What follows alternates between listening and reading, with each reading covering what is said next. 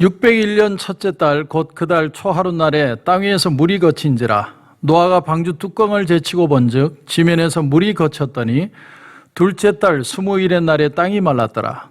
하나님이 노아에게 말씀하여 이르시되 너는 내 아내와 내 아들들과 내 며느리들과 함께 방주에서 나오고 너와 함께한 모든 혈육 있는 생물 곧 새와 가축과 땅에 기는 모든 것을 다 이끌어내라. 이것들이 땅에서 생육하고 땅에서 번성하리라 하시매 노아가 그 아들들과 그의 아내와 그 며느리들과 함께 나왔고 땅 위의 동물 곧 모든 짐승과 모든 기는 것과 모든 새도 그 종류대로 방주에서 나왔더라. 노아가 여호와께 제단을 쌓고 모든 정결한 짐승과 모든 정결한 새 중에서 제물을 취하여 번제로 제단에 드렸더니 여호와께서 그 향기를 받으시고 그 중심에 이르시되 내가 다시는 사람으로 말미암아 땅을 저주하지 아니하리니 이는 사람의 마음이 계획하는 바가 어려서부터 악함이라.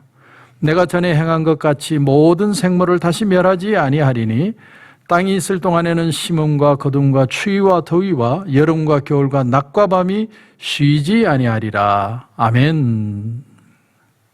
옛날 다미 선교회 1992년 10월 28일 예수님이 오신다.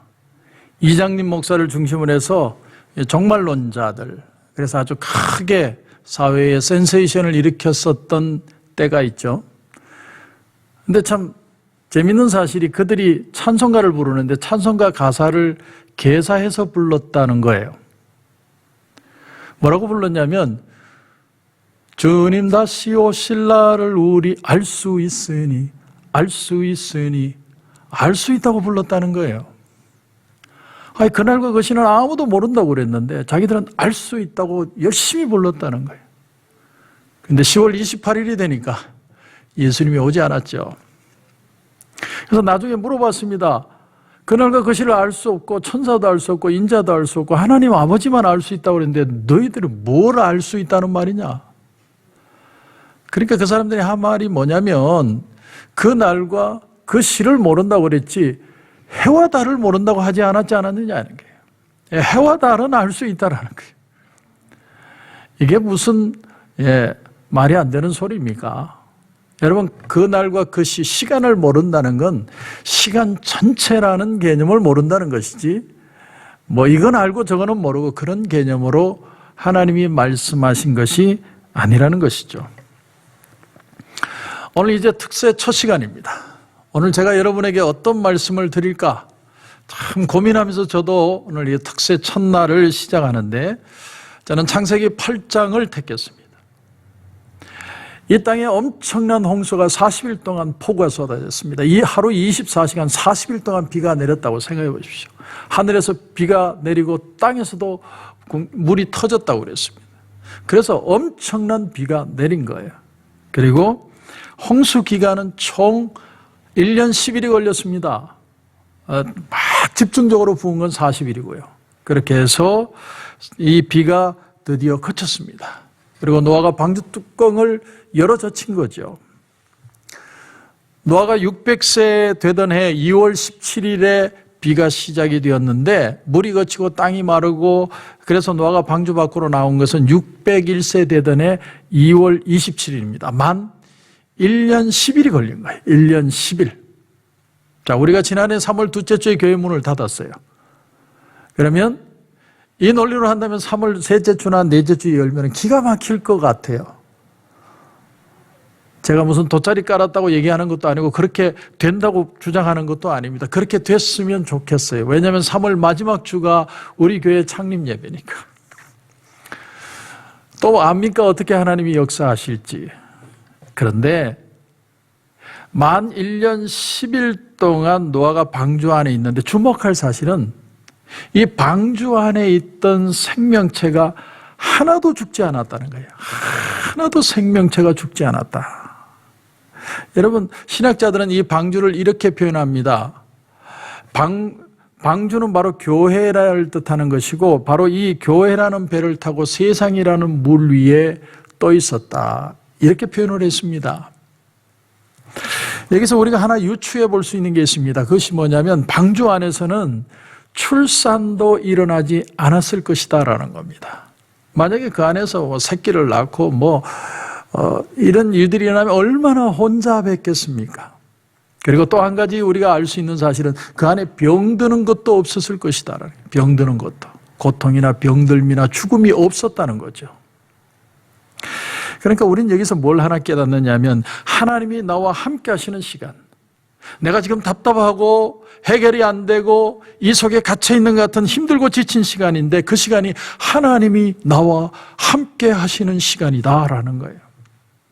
모든 심판과 모든 저주를 지나가고 있는데 하나님이 나를 안고서 지나가고 있는 시간이 기다림의 시간이다라고 표현하는 겁니다. 다시 말하면 구원의 시간이라는 것이죠.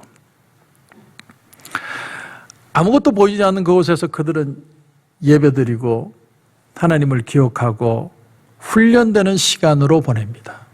그리고 이런 과정이 끝나면 하나님이 이제 방주 밖으로 나오라고 말씀을 하십니다.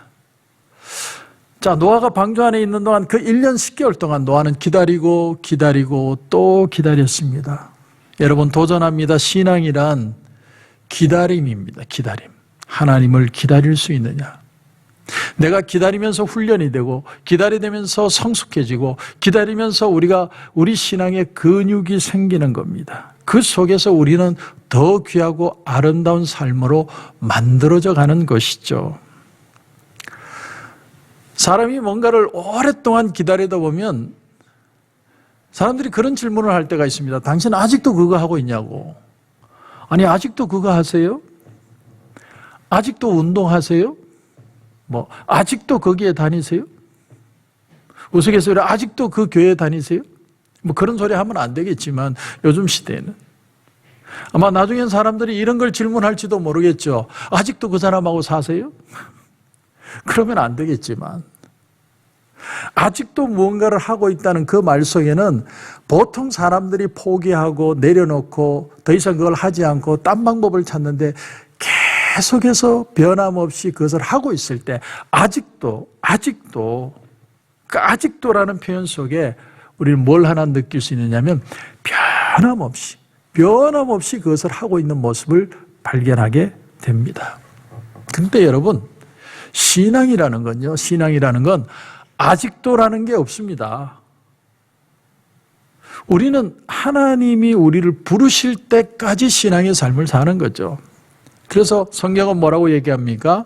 하나님의 은사와 부르시면은 후회하심이 없느니라. 한번 하나님이 부르시면 하나님이 포기하지 않으신다는 거예요. 끝까지 우리를 인도해 가신다는 겁니다. 끝까지 우리를 책임져 주신다는 겁니다. 근데 만약에 중간에 내가 포기하고 중간에 내려놓고 중간에 내가 돌아서는 사람이 있다면 그건 논리적으로 하나님이 잘못됐다는 얘기죠. 왜? 하나님의 은사와 부르시면 후회함이 없다고 얘기했으니까. 애초에 뭔가 잘못됐다는 얘기가 아니겠습니까? 여러분, 너희 안에 착한 일을 시작하신 이가 그리스도 예수의 날까지 이루시리라. 이 말씀이 성경에 있고 그 말씀대로 이루어지고 있는 겁니다.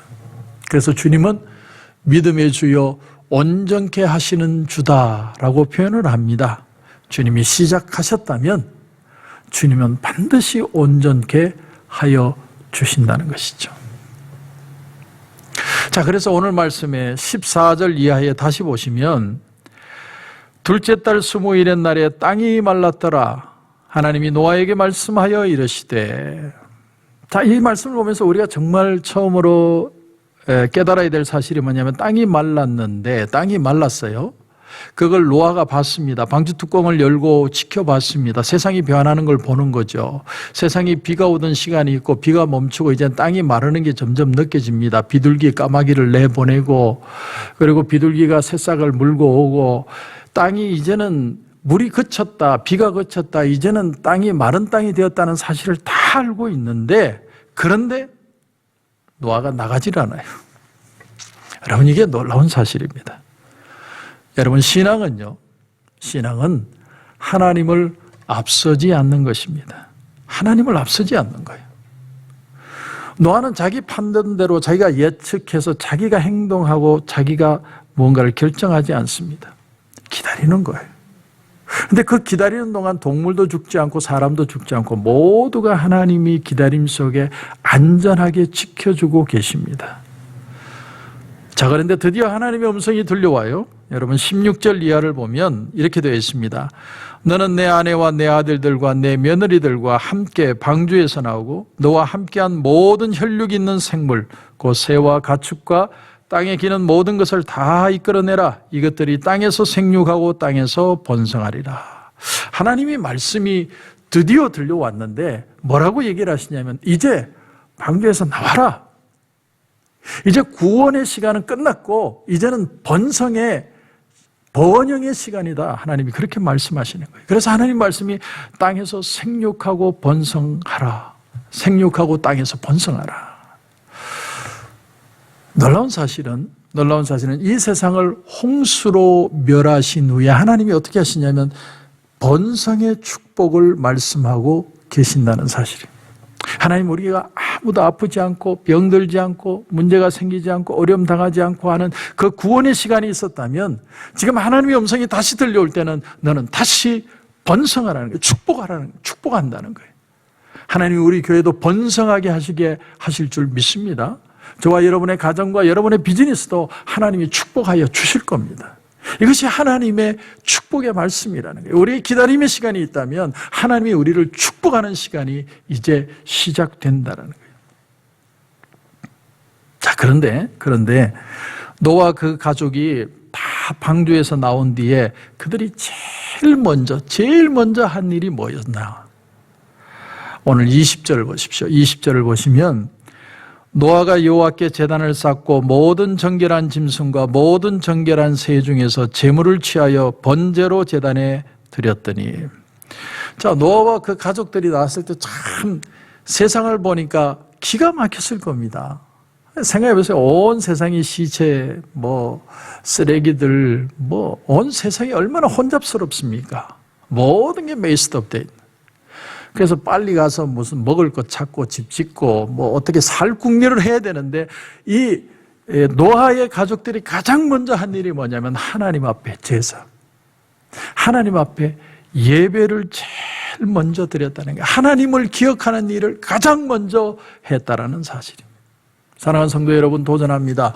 2020년 여러분이 혹시 예배를 소홀히 하셨다면 2021년은 예배로 시작하는 귀한 축복의 삶이 되시기를 바랍니다. 하나님을 기억하면 하나님이 여러분을 기억하시는 겁니다. 그게 축복의 방법이죠. 우리 자녀들에게 줄 수 있는 가장 큰 축복은 바로 예배입니다. 아빠가 좀 부족할 수 있고 엄마가 좀 부족할 수 있지만, 내가 하는 일들이 조금 실수할 수는 있지만 하나님 앞에 예배자로 서는 그 자세를 보시고 우리 자녀들을 축복하고 자녀들이 본을 받고 대대로 잘 되는 역사를 하나님이 역사해 주시는 것입니다. 2020년 우리는 혹독한 시간을 지나왔습니다. 2021년 아직 아무것도 눈에 확 잡히는 건 없어요. 그러나 하나님은 방주 뚜껑을 열고 이 세상을 감지하게 하셨습니다. 우리는 지금 아직도 기다리고 있어요. 그러나 하나님은 말씀하십니다. 이제는 이 땅을 밟고 나가라. 번성해라. 축복해라. 내가 너희와 함께하리라.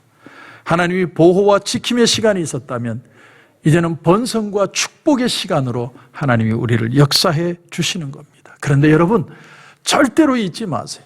뭘 잊지 말아야 하느냐? 가장 중요한 것은 하나님 앞에 제일 먼저 예배자의 삶이 되는 것. 우리가 구원의 방주에서 하나님 앞에 예배의 삶을 훈련받았다면 이제 이 땅을 살아가는 축복의 삶도 진정한 예배자의 삶으로 승리해야만 한다는 것입니다. 너희 안에서 착한 일을 시작하시니까 그리스도 예수의 날까지 이루실 줄을 우리는 확신하노라. 하나님이 반드시 저와 여러분의 삶을 이루어 내실 것입니다. 기도하겠습니다. 하나님 은혜를 감사합니다. 오늘 이 월요일 새벽 우리 특세 첫날 하나님 앞에 귀한 말씀을 받습니다. 방주 뚜껑을 열고 노아는 나가지 않고 하나님의 음성을 기다렸습니다. 하나님 말씀하셨습니다. 이제 번성하고 이제 축복하노라. 하나님께서 그들을 축복하시고 땅을 밟게 하는 순간 노아는 하나님 앞에 가장 먼저 예배를 드렸습니다. 하나님 예배합니다. 하나님을 찬양합니다.